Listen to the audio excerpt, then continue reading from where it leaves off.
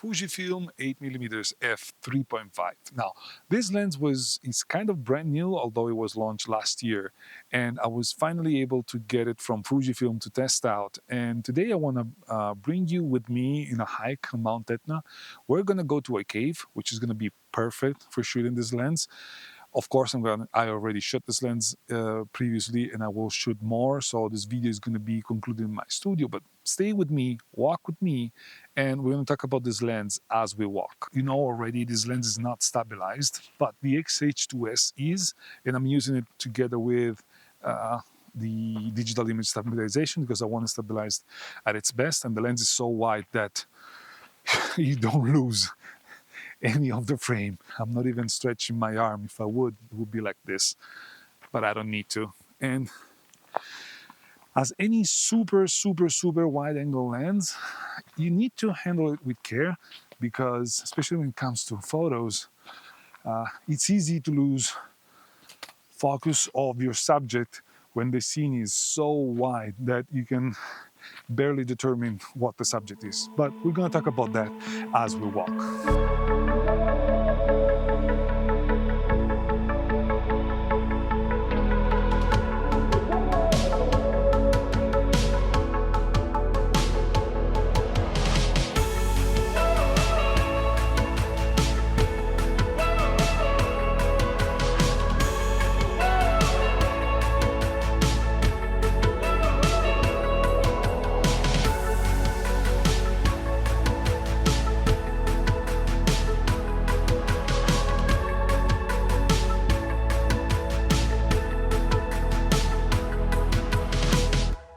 And speaking of how wide this lens is, one thing you should always consider when you're shooting this wide, either photos or videos, is your shadow.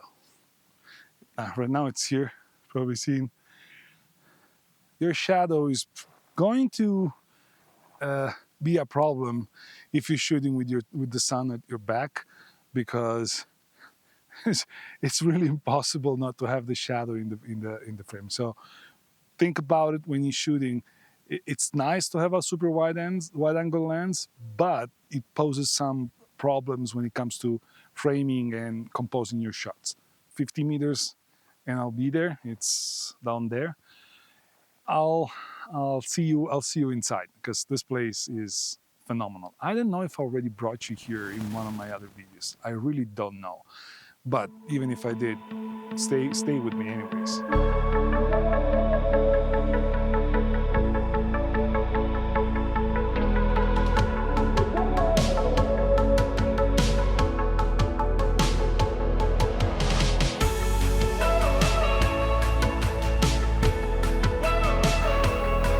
Down there.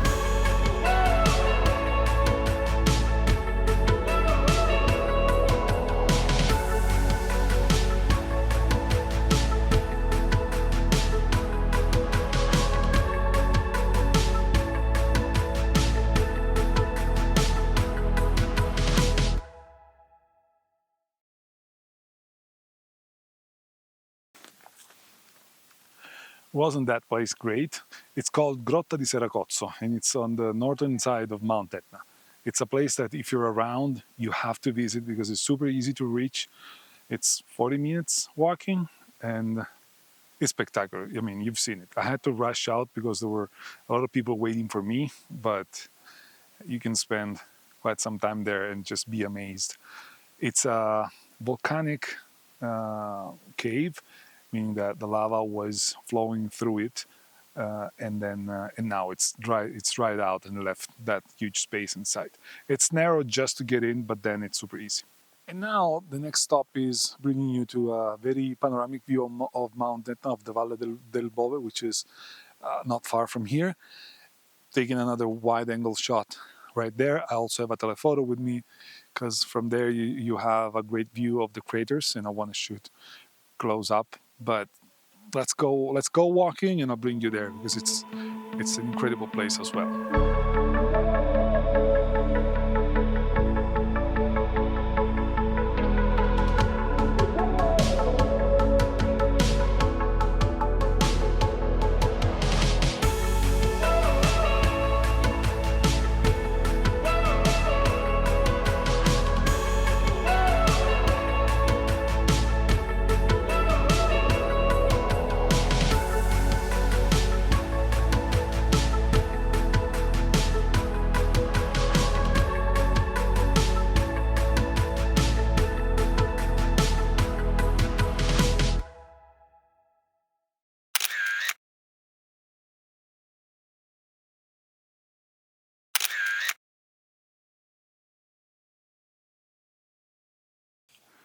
So you tell me, was it worth bringing you over here, having this hike? I'm sure it was. I am sure it was. And I'm going to leave now this incredible place with a spectacular 360-degree view that you can only have in Sicily.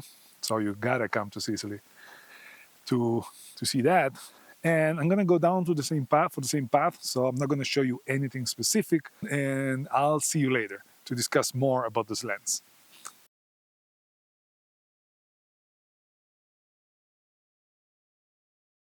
This lens is tiny. Like, this is not your normal hyper wide angle lens.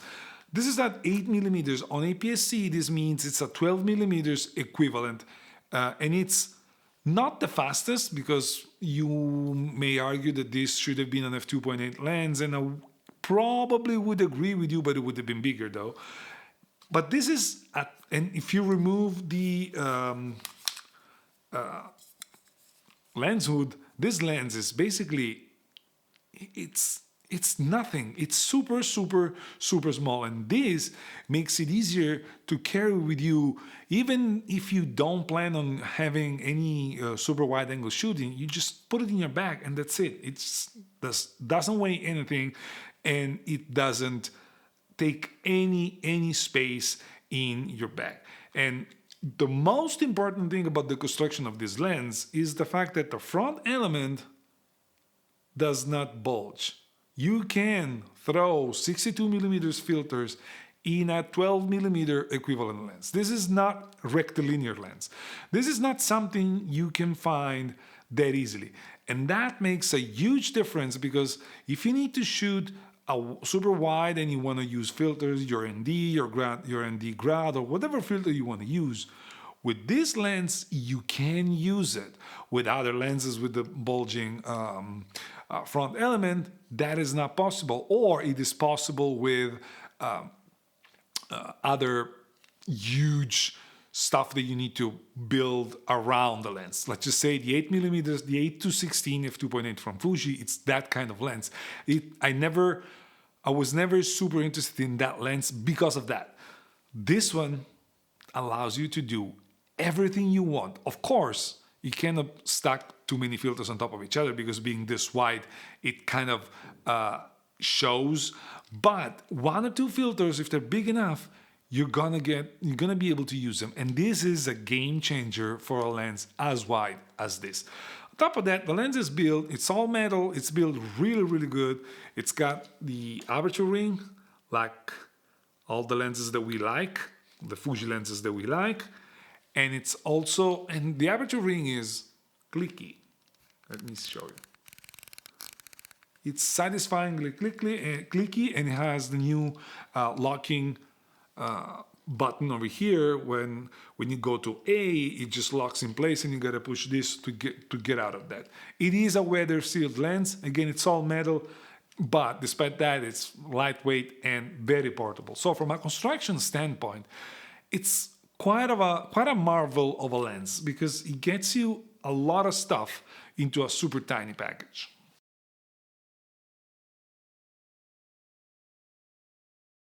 From an image quality standpoint, I don't want to bore you with shooting brick walls and all of that. I'm pretty sure if you're watching this video, you've seen all of those the moment the lens got pushed out. So I'm not going to bore you with that. The lens is sharp. It's sharp starting from f3.5 in the center. Wide open, the lens is very sharp, and it stays sharp throughout the aperture range. It starts to deteriorate at f11, f16 with the diffraction effects, but it's still usable at f16, and the diffraction effect kicks in very hard at f22. But overall, you can use this lens wide open with no problems. Of course, the extreme corners are gonna suffer by that, and if you stop it down to f5.6 or f8, the lens is gonna be very sharp corner to corner without any issue. The sweet spot for this lens is f8, f11. For super wide angle lenses like this is normal, but I'm not saying, again, that the lens is not usable wide open. The lens is very usable wide open. The center is super sharp wide open. You're just giving something away in the extreme edges, not the as soon as you get outside of the center of the frame, it deteriorates a lot. No, it's not like that. It's just extreme corners. Now, speaking of the extreme corners, a lens like this, an 8mm, which is again a 12mm equivalent, is gonna suffer by nature of some stretching of the corners. And this is a factor of two things. One is the fact that the lens is super wide. And when you're trying to make a lens this wide but make it rectilinear, you're basically stretching out the corners. And so it's an effect that you cannot get away and you cannot take away entirely with your optical design of the lens. Even if this lens was huge, you would have some of that. Another portion of that is the fact that, like all modern lenses, this lens is basically wider than its actual declared focal length, and then crops in and stretches the corner to correct for a pretty visible barrel distortion. Now, this thing, I always say, it's not a big deal. It's not. This lens is designed to be used like that. The fact that it has a pretty strong barrel distortion, but then it gets corrected automatically, it's not a big deal, at least in my opinion. Now, you may argue that for the price, you could expect that the lens was perfect optically corrected, but again, we're going to talk about the process in the conclusions, but that's the way the market is going, and whether we like it or not, we better get used to it. So, not a big deal. The lens can focus really close, but again, it's super wide. So even if you focus really close, your subject is not going to be that big in the frame, and then you're distorting the subject a lot because you're so close with such a wide angle lens that it's going to look completely distorted. If I put my nose into it, you would see my nose gigantic and the rest feel completely weird. So yes, you can focus really close, and by focusing really close, you can get some kind of bokeh, which is not spectacular, but it's usable. But this is not the purpose of this lens. The fact that this lens doesn't have the best of the bokehs, it's not a big deal because you basically don't get any bokeh, even if you're shooting at f3.5 at normal subject distance. So, of course, Fuji didn't put too much effort in that. It would be a lot of effort for like 1 or 2 shots in your entire career when you're shooting this close. But you can, and the lens gets a little bit softer if you get to the minimum focusing distance. But other than that, it's a very, very good lens overall from an optical standpoint. When it comes to sun stars, they are decent. They're not spectacular. You get the most defined shape, of course, at f22, but then you get into the diffraction. I believe the sweet spot is f16, where the lens is still suffering from the diffraction, as I said before, but it's still sharp enough to be usable, and at the same time, the sun star is visible and defined enough to make it to look nice in the picture. So that's basically it. From a flare and from a chromatic aberration correction, the lens is almost perfect. Like, guys, there's not much you can say, and for a super wide angle lens like this, it means a lot because you can use it you're shooting into the sun. When you're shooting this wide, you're shooting into the sun a lot of times, and if the lens was not good with flare and ghosting and all of that, it will ruin the vast majority of the shots. But this is not the case. This lens is optically really, really, really good. And it's super fun to use as long as you take some things into consideration that we're going to discuss in a second.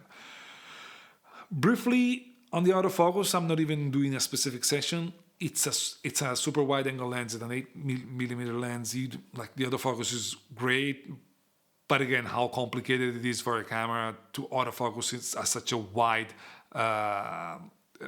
field of view, and with an f3.5 maximum aperture. Everything is in focus anyways, so for any camera, this is the easiest way to go when it comes to autofocus. So great autofocus, reliable, nothing to complain about. And you've seen the vlogging before, it didn't lose me, everything was really good. So nothing to declare in that specific regard.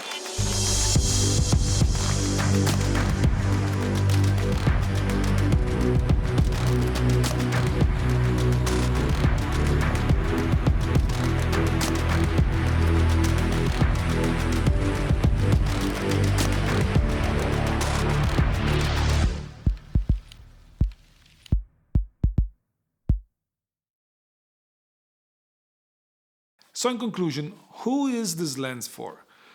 That's an hard question to answer because we all, in my opinion, we all need a very wide angle lens in our kit. Even if we don't shoot it that often, we should always, each one of us should have that because sometimes it's a lifesaver.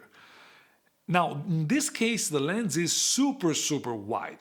And I showed you pictures before, and although those are great and I love them, I love all of them, I must be honest, I didn't need a lens this wide for any of those. And that's the question that you gotta ask yourself. This is a 900 euros and an $800 lens, so it's not cheap. But for what this lens gives you, it's not super expensive either. I believe the price is, yeah, it's high, but it's not dramatically high, and it's a very specialized lens. So the price is the lens itself, together with the price, is not aiming at a huge mass diffusion of this lens. This is not a lens that a lot of people are gonna buy because it's super, super, super wide. And so for you to justify spending that much on such a wide angle lens, you need to know what you're doing. If you know what you're doing and you think you need that, this lens is great. It's gonna get you what you need and it's gonna be great for your work. The thing is, with a lens this wide, you gotta watch your feet, literally, because they may end up being in the frame. You're gonna watch your shadow. You're gonna watch the lines, because if you're not shooting straight ahead of you, but your angle is a little bit up or down, you are going to have a huge conversion of vertical lines. It's normal with any wide angle. This is wider than the wide angle, so it's gonna be worse. And it's not an issue of the lens, it's an issue of the focal length. So bottom line, this lens is a really, really good lens. It's a lens that I would easily recommend to anybody. And it's a lens that is gonna make you happy if this is what you need. In my opinion, however, this lens is not for many people because of that. And the fact that it's f3.5 and not f2.8 makes this lens less sexier for the vast majority of people. To me, this is honestly just a misconception, because a lens like this has a lot of things to say anyways. But most of the time, we are attracted by the headline. And if the headline is f3.5, for many may seem like a kit lens, a cheap lens. And if it's f2.8, it may sound like a professional lens. And I know, for those who know what they're doing, this is complete BS. But in reality, that's what the enthusiasts usually think. And you would be wrong in this case. This lens is a high performance lens that is super specialized. And if you need that lens, it's gonna make you really happy. I must confess that I was skeptical about this lens. But thanks to Fujifilm that sent it out to test it and review it, I changed my mind. It's an incredibly good lens. It's a lens that I don't personally need. The 10, 11 millimeters on the wide end for me is more than enough on APS-C. But now I see why this lens exists. And the fact that the lens is super good from an image quality standpoint, and it's just gonna get you what you need in the field that a lens like this makes sense for, which is mostly landscape, architecture, interior photography, stuff like that, makes this lens a compelling choice for those who need a lens this wide. That's it for today, guys. Thank you for watching. Don't forget to subscribe if you haven't already. Leave me a thumbs up because this is gonna help my channel a lot. I'm putting a lot of effort into it. So for you, it's a cheap, easy thing to do. For me, it's a huge help. And let me know in the comments below, what do you think about this lens? If you're interested in this lens, if you dismiss this lens for whatever reason, just let me know, because I'm curious and I want to create a discussion in the comments that you see down here. And I want to know what you guys think. I think that's it for today. Ciao, and I'll see you in the next one. Bye-bye.